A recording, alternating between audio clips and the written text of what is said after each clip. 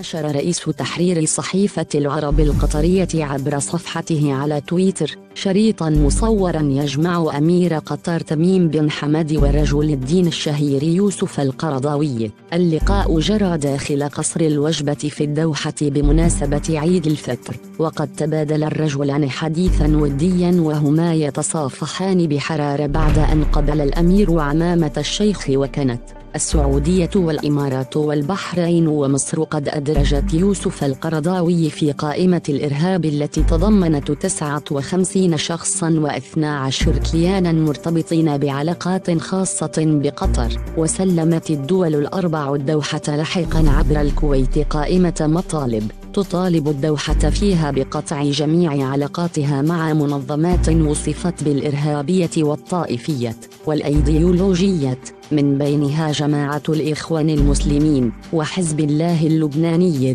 وتنظيم القاعدة وداعش، وأمهلتها 10 أيام للتنفيذ.